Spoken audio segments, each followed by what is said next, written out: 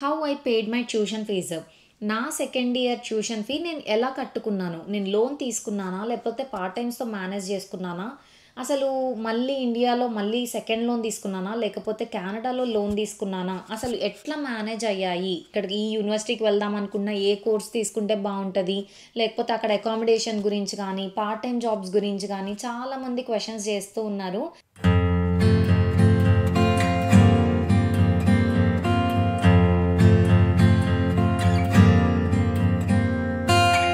హే everyone! అందరూ ఎలా ఉన్నారు? నేనైతే చాలా బాగున్నాను. Welcome back to my channel Sharon stories. So చాలా రోజులు అయిపోతుంది నేను ఒక ఇన్ఫర్మేటివ్ వ్లాగ్ చేసి. మేబీ మంత్స్ అవుతుందనుకుంటా నేను ఒక ఇన్ఫర్మేషన్ వ్లాగ్ చేసి. అందుకని ఈరోజైతే మన వీడియో వచ్చేసి ఒక ఇన్ఫర్మేటివ్ వ్లాగ్.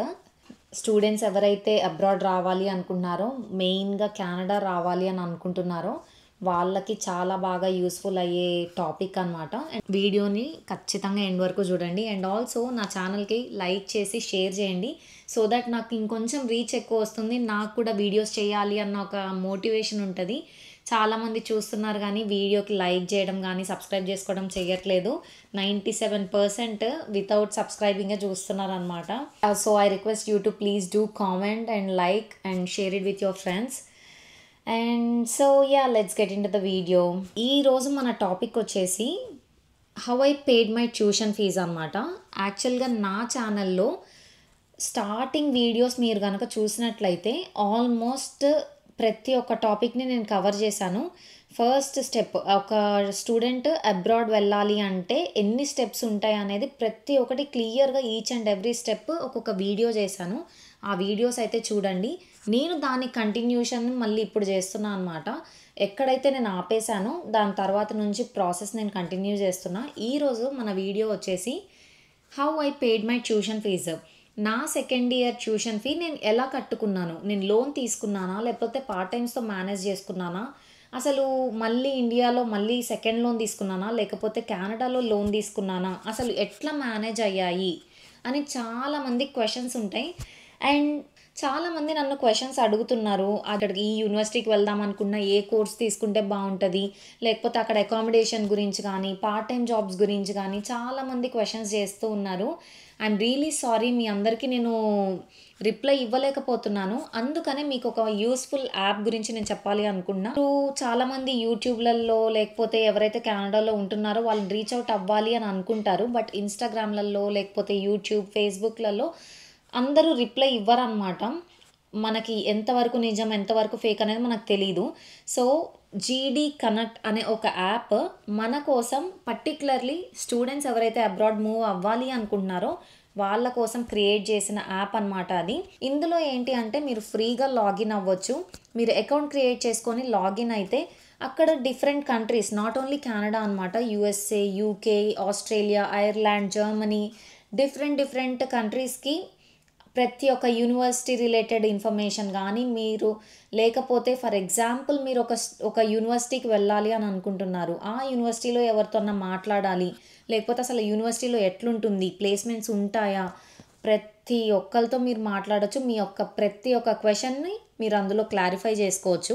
సో నేనైతే వాళ్ళ లింక్ వచ్చేసి కింద డిస్క్రిప్షన్లో మెన్షన్ చేస్తాను, చెక్అవుట్ చేయండి. సో నా సినారియో ఏంటి, నా కేస్ ఎలా ఉంది అని నేను చెప్తాను. And in general students pay చేసుకోగలరా లేదా?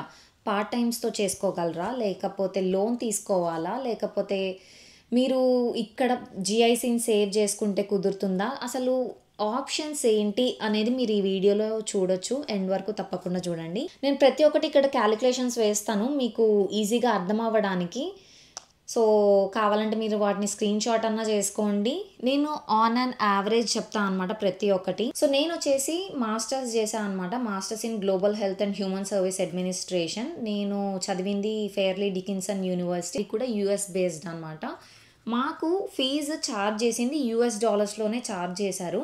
బట్ మేము కట్టేటప్పుడు మాత్రం ఆ యూఎస్ డాలర్ ఫీజ్ని క్యాట్స్లో కన్వర్ట్ చేసుకొని కట్టాము. ఇక్కడ కెనడాలో కాలేజెస్కి ఫీజ్ చాలా తక్కువ ఉంటుంది. మాస్టర్స్కి, పిహెచ్డి లెవెల్ గ్రాడ్యుయేట్స్కి ఎక్కువ ఉంటుంది. అండ్ ఆల్సో ఫీజ్ విషయంలో నేషనల్ స్టూడెంట్స్కి ఒక ఫీజు ఉంటుంది, ఇంటర్నేషనల్ స్టూడెంట్స్కి ఇంకొక ఫీజు ఉంటుందన్నమాట. నేను ఇండియా నుంచి ఇంటర్నేషనల్ స్టూడెంట్గా నేను ఇక్కడికి మూవ్ అయ్యాను కాబట్టి మనకి డబల్ ద రేట్ ఉంటుంది. ఇక్కడ వాళ్ళకి $9,000 ఉంటే మనకి $18,000 ఉంటుంది. నేను చదివిన 2 ఇయర్స్లో సెమ్ వైజ్ తీసుకుంటే 4 సెమ్స్ ఉన్నాయి. ఫస్ట్ ఇయర్లో 2 సెమ్స్, సెకండ్ ఇయర్లో 2 సెమ్స్.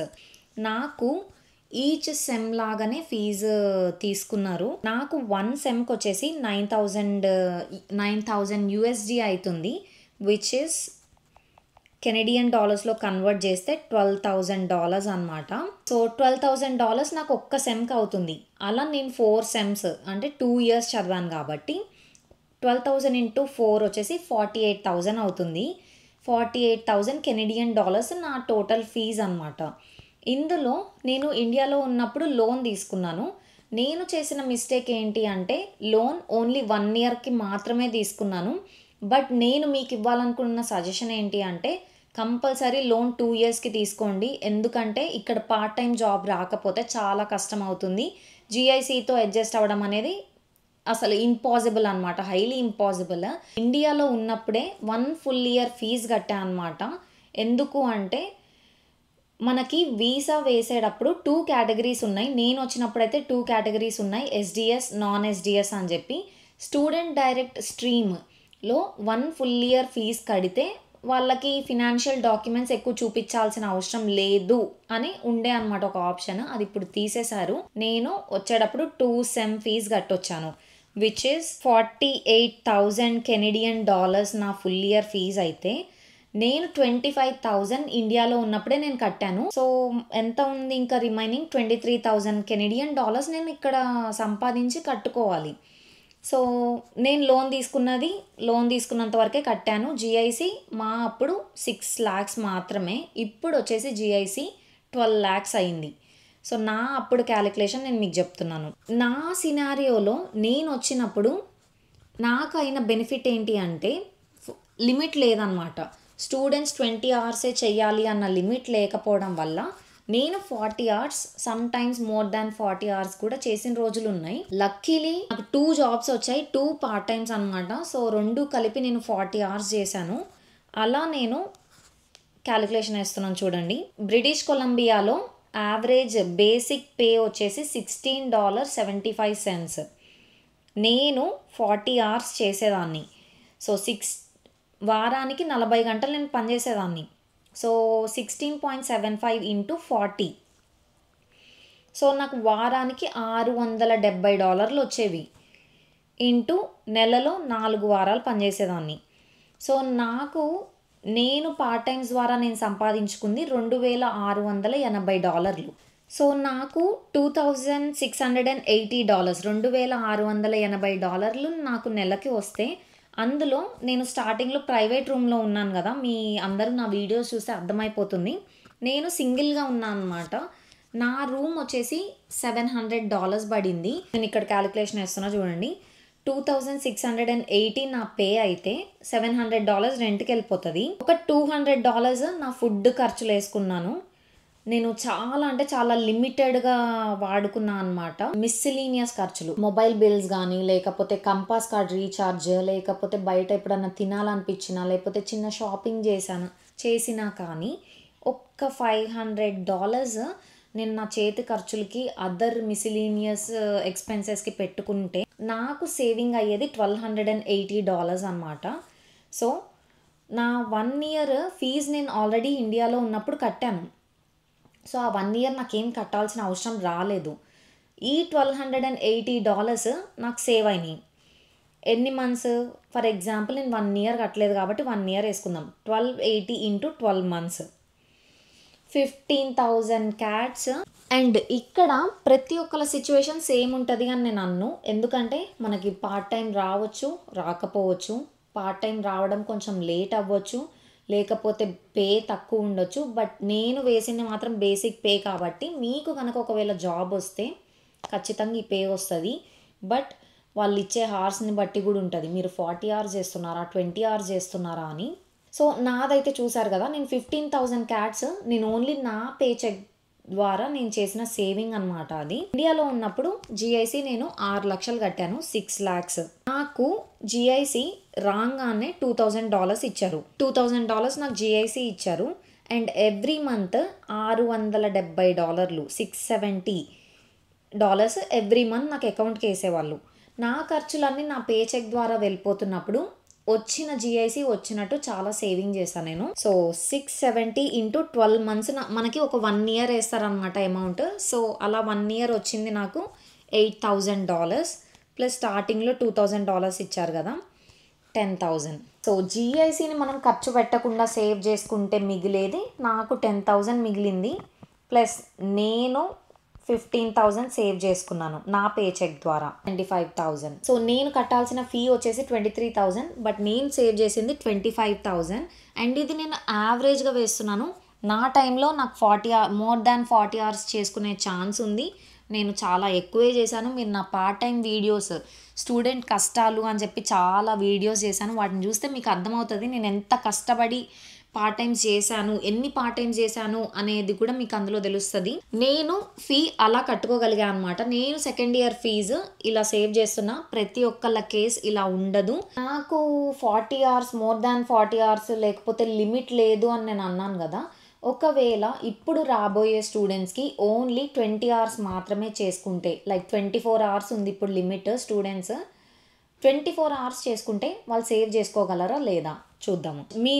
మీకు కొన్నిసార్లు పార్ట్ టైం జాబ్ ముందే రావచ్చు, లేకపోతే కొంచెం లేట్ అన్నా అవ్వచ్చు. మీకు ఒకవేళ పార్ట్ టైం జాబ్స్ రాకపోతే మీకు జిఐసి అమౌంట్ వచ్చినట్టు మీరు మీ ఎక్స్పెన్సెస్కి కట్ చేసుకుంటారు. కాబట్టి నేను ఇక్కడ ఇంకొక సజెషన్ మీకు ఇద్దాం అనుకుంటున్నాను. బెటర్ మీకు సమ్మర్ బ్రేక్ ఉంటే మాత్రం ఖచ్చితంగా 2 సెమిస్టర్కి మధ్యలో బ్రేక్ తీసుకోండి. బ్రేక్లో మీరు అన్లిమిటెడ్ అవర్స్ వర్క్ చేయొచ్చు. సో మీరు ఎంతన్నా చేసుకొని సేవ్ చేసుకొని సెకండ్ ఇయర్ ఫీ కట్టుకోవచ్చు. It totally depends on you and also the situation in Canada. మీకు జాబ్ ఉండి ప్రతి ఒక్కటి ఉందంటే ఖచ్చితంగా మీరు పే చేసుకోగలరు. ఇఫ్ ఇన్ కేస్ జాబ్ విషయంలో మీరు కొంచెం ఇబ్బంది పడుతున్నారు అంటే to be on safe side please take loan for 2 years. For example నేనే అనుకోండి, పార్ట్ టైమే చేస్తున్నాను అంటే ఇప్పుడు నాకు 1 మంత్కి దొరుకుతుందో, 2 మంత్స్కి దొరుకుతుందో, 3 మంత్స్కి దొరుకుతుందో, ఓకే ఒక 2-3 మంత్స్ అయినా నేను ఒకవేళ నాకు జాబ్ రాకపోతే జిఐసి తోటి నేను అడ్జస్ట్ అవుతాను. సో ఇప్పుడు జిఐసి కూడా పెంచారు కాబట్టి మనకి ఎక్కువ అమౌంటే వస్తుంది. నేను చాలా వరకు ట్రై చేశాను ఎంత అమౌంట్ వస్తుంది ఏంటి అని చెప్పి. ఇప్పుడున్న వాళ్ళకి 12 lakhs జిఐసి వేస్తున్నారు కదా, వాళ్ళకి ఎవ్రీ మంత్ ఎంత వస్తుంది అనేది నాకు ఐడియా లేదు. నా వీడియోస్ చూసే వాళ్ళల్లో మీకు ఎవరికైనా కానీ సిఐబిసి కానీ స్కాషియా బ్యాంక్ నుంచి జిఐసి ఎవ్రీ మంత్ ఎంత పే చేస్తున్నారు కరెంట్లీ అనేది మీకు తెలిస్తే కింద కామెంట్ సెక్షన్లో కామెంట్ చేయండి. వేరే వాళ్ళకి కూడా యూస్ఫుల్ అవుతుంది అది. సో ఫర్ ఎగ్జాంపుల్ నేను వచ్చాను, ఒక 3 months తర్వాత నాకు జాబ్ దొరికింది, 24 అవర్స్ మాత్రమే చేస్తున్నాను. సో 24 ఇంటూ మనకి ఆన్ అన్ యావరేజ్ 16.75 వేస్తే $400 నాకు వీక్లీ పే చెక్ వస్తున్నట్టు. అందులో ట్యాక్సెస్ పోతాయి అన్నమాట. అది డిపెండ్స్ ఆన్ ఆర్గనైజేషన్. కొంచెం తక్కువ ఉండొచ్చు, కొంచెం ఎక్కువ ఉండొచ్చు. It totally depends on organisations. వాళ్ళు ఏమేమి కట్ చేస్తున్నారు మీ పే చెక్లోంచి అనేది మీరు మీ ఆర్గనైజేషన్స్తో మాట్లాడుకోండి. ఇది నేను బిఫోర్ ట్యాక్సెస్ చెప్తున్నాను. మీరు ఒకవేళ 24 అవర్స్ కనుక వర్క్ చేస్తే మీకు వారానికి $400 వస్తాయి అన్నమాట, విచ్ ఈస్ $1,600 పర్ మంత్. $500 $550 రెంట్కి తీసేయండి. అది మినిమమ్. మీకు ఫుడ్ ఖర్చులు కానీ అదర్ ఖర్చులు నేను ఇంకొక $500 తీసేస్తున్నా. సో మీరు ఎవరైతే పార్ట్ టైం జాబ్స్ చేస్తున్నారో మీరు సేవ్ చేసుకునేది $558 పర్ మంత్, $6,000 పర్ ఇయర్, $6,000 మీరు సేవ్ చేసుకుంటున్నారు. పే చెక్లోంచి మీరు చేసుకున్న సేవింగ్. జిఐసి ఉంది కదా, స్టార్టింగ్లో ఫర్ ఎగ్జాంపుల్ నాకు 3 months జాబ్ రాలేదు, లేకపోతే 4 months జాబ్ రాలేదు. ఆ 4 months ఆర్ 3 months మనకి జిఐసి వచ్చిన అమౌంట్ యూజ్ చేసుకున్నాం అనుకోండి. మీకు ఎంత వస్తున్నాయి అనేది కింద మీరు క్యాలిక్యులేట్ చేసుకోండి. $670 జిఐసి నాకు వచ్చింది. 12 monthsలో 2,000ని అండ్ ఒక 2-3 monthsని నేను తీసేస్తున్నాను. సో ఆన్ అన్ యావరేజ్ నేను 9 months వేస్తున్నాను. సేవ్ చేస్తే $6,000. ఒక 1 yearలో మీరు కనుక స్ట్రిక్ట్ సేవింగ్స్ చేస్తే 6,000 జిఐసి ద్వారా 6,696 మన పే చెక్ నుంచి మనం సేవ్ చేయొచ్చు. మొత్తం కలిపితే 12,726. ఈ $12,726 నేను మాస్టర్స్ చేస్తే నాకు 1 సెమ్ వచ్చేసి 12,000 పడుతుంది. బట్ కాలేజ్ ఫీజు అట్లుండదు, చాలా తక్కువ ఉంటుంది అనమాట. ఆన్ అన్ యావరేజ్ 8,000 క్యాట్స్ అట్లా పడుతుంది. ఒక కాలేజ్లో మీరు పీజీ డిప్లొమా చేస్తే అరౌండ్ $8,000 అనేది పడుతుంది. 8,000 to 9,000. మీకు 12,000 ఉన్నాయి అంటే మీకు ఇంకొక $4,000 తగ్గుతున్నాయి. మీరు వన్ సెమ్ ఫీజు ఒక 8,000 అనుకోండి. ఆ 8,000 మీరు మైనస్ చేస్తే మీ దగ్గర మిగిలేది 4,726. సో ఫస్ట్ 2 సెమ్స్ 1 ఇయర్ అవుతుంది కదా, ఆ 1 ఇయర్లో మీరు సేవ్ చేసిన అమౌంట్ మీకు నెక్స్ట్ ఆ ఫీజు కట్టేస్తారు థర్డ్ సెమ్ది. సో థర్డ్ సెమ్ కూడా వర్క్ చేస్తారు కదా. సో అట్లీస్ట్ ఒక్కొక్క సెమ్ నేను 3 months ఉంది అని చెప్పాను కాబట్టి మీరు 3 months వర్క్ చేస్తారు. ఆ 3 monthsలో 550 into 3 months. సో మీరు ఆ 3 monthsలో కూడా స్ట్రిక్ట్ సేవింగ్స్ చేస్తే మీరు నెక్స్ట్ దానికి $1,650 సేవ్ చేసుకోగలరు. మీ థర్డ్ సెమ్లో మీరు చదువుతున్న టైంలో మీ ఫోర్త్ సెమ్ కోసం మీరు సేవింగ్ చేసేది. సో 1,650 ప్లస్ ఇందాక మనకు మిగిలిన 4,726, 6,376. మన ఫీజు వచ్చేసి 8,000 అయితే మనకి మాత్రం 6,376 అయ్యింది. సో మనకి తక్కువ అవుతుంది. సో ఇది ఎలా కవర్ చేయొచ్చు అంటే ఫస్ట్ ఇయర్లో 2 సెమ్స్ అయిపోయిన తర్వాత సమ్మర్ బ్రేక్ తీసుకున్నా లేకపోతే జస్ట్ నార్మల్ బ్రేక్ తీసుకుంటే 4 months ఉంటుంది.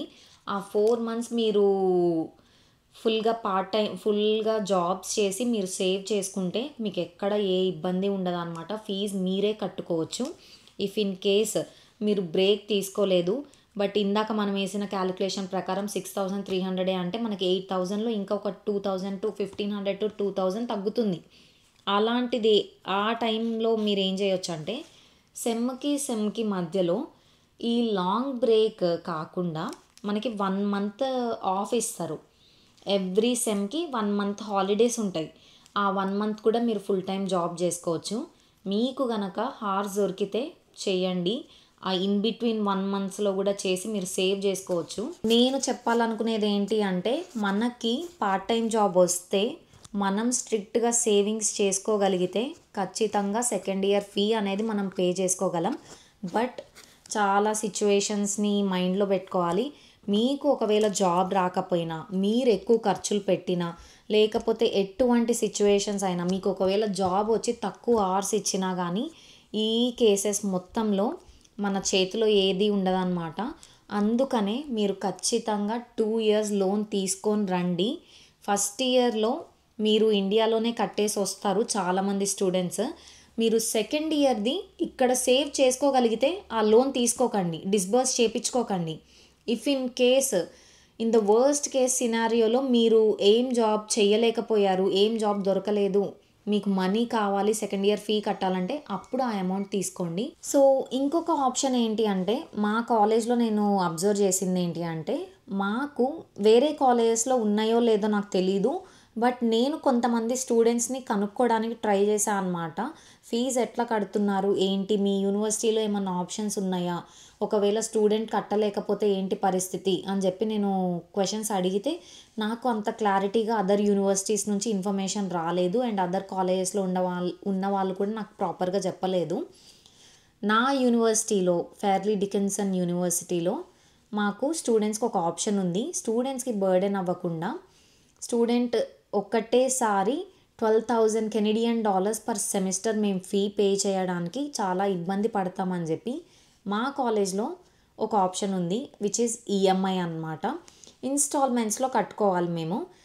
12,000 క్యాట్స్ని 4 months, each sem 3.5 to 4 months ఉంటుంది కాబట్టి సో వాళ్ళు 4 ఇన్స్టాల్మెంట్స్లో మీరు పే చేసుకోండి అనే ఆప్షన్ మాకు ఇచ్చారు.